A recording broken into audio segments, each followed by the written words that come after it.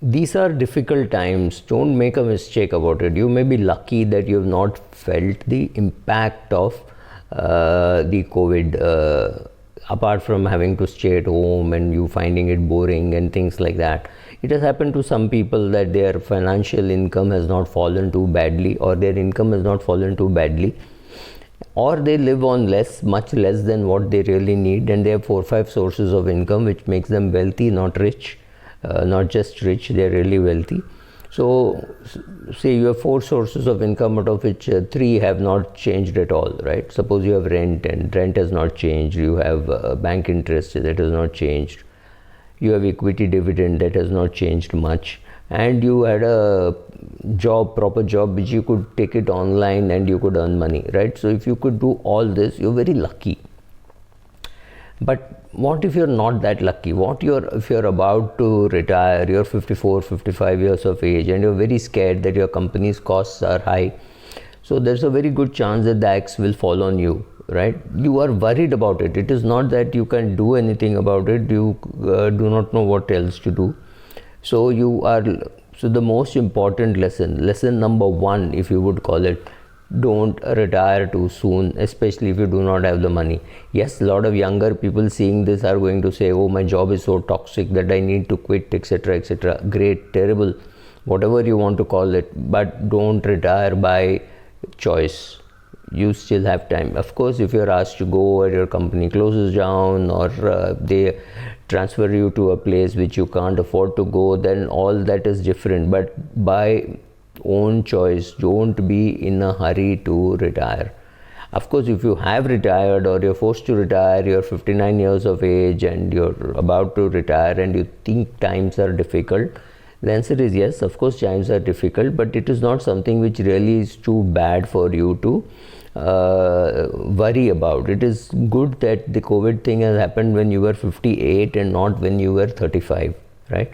It's far more difficult for a younger person with EMIs to pay, etc., than for a 58-year-old or a 57-year-old handling COVID epidemic, right?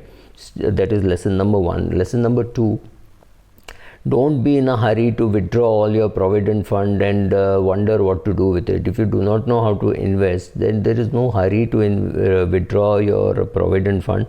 Give it a little more time. I'm not saying keep it for 3-4 years there, because the jury is still out on when will the interest become taxable. So don't do that, but don't be in a hurry to withdraw. Thirdly, even if you've got gratuity, encashed leave, etc., etc., and that comes to a reasonably substantial amount, 1 crore, 1.5 crore, and you do not know what to do, I would suggest put it into 2 or 3 liquid funds. Why am I saying 2 or 3 liquid funds? Well, before the Templeton episode, I would have said put it into 1 liquid fund. Now I'm still spreading the risk further by saying put into 2-3 liquid funds. I now use 3 ultra short bond funds. Earlier I used to use 1. So just being extra careful. Maybe it serves no purpose. Maybe people would have learned their lessons well, but I am now dealing with 3 ultra short bond funds rather than 1 ultra short bond fund. And I don't even look at what returns I get. I know what an ultra short bond fund does for me. It holds my money before I invest, or before I want to invest, right? So it just lies there. I have no clue. I know once upon a time we used to get 8-9%. Now it must be down to sub 3%. But that's okay. You can't do anything much about interest rates, right? So keep all the money in a liquid fund, and you can invest over a period of time. Don't be in a hurry to look for an advisor and start investing. Yes, it is important that you should advise, but give it some time, relax, cool down, and then invest. Till then, if your money is lying in liquid fund, does not really matter too much. Don't be in a hurry to take decisions. That's what I've been trying to say.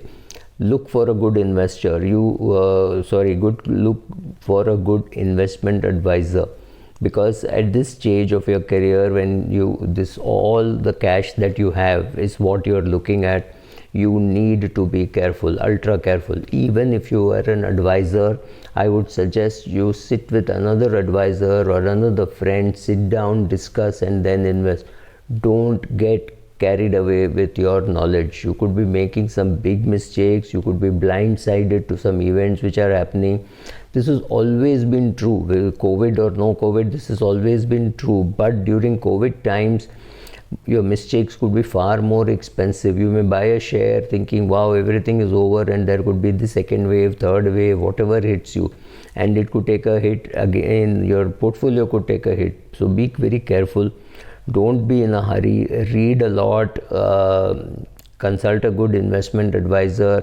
Don't try to be a DIY with this kind of a corpus, because anybody who claims to be a DIY, by the time they're 60, if they have experience, that's fantastic. If they don't have experience, don't be the guinea pig on what some blogs and videos, YouTubes tell you. We're all great, we're fantastic, but it does not mean it suits you. What I'm saying here may not suit you, it may suit somebody else, right? So understand the difference between generic advice and specific advice. You need specific advice. Find out where you're going to stay from your age of say 70 till your age of 85. You will need help. Make no mistake. Even small things need help. I know an 80-year-old man and his 76-year-old wife struggling because the man has had an accident, and just before the accident he's just recovered from COVID, right? He's about 81, right? How is it going to work if you have a problem, if you are not living with, you either don't have children or you are not living with your children? You need to know who is your backup support for lots of things. Don't think everything will be fine, it's okay for me to live alone. If it is not, move into a senior citizen home. But that is all much later, maybe at the age of 70. Today you're 60, so maybe that should happen at 72, 73, 75, whatever. You make that choice. Don't be in a hurry to take those decisions also. Don't go and buy a retirement home at the age of 60. If you need it at 70, you can buy it at 70. So next 10 years, you do all your research and be ready for and understand what to expect in a senior citizen home. But again, that is to be done much later, but you need to start preparing for it now. Don't ignore planning for any big events. If you have some child's expenses like marriage or tuition to be paid, don't ignore that. Don't ignore planning for medical expenses during such crisis. Blood tests have started costing a lot of money. I know an old couple who recently spent 30,000 rupees on some blood tests. Not the kind of numbers which we are used to hearing or we wish to hear, right?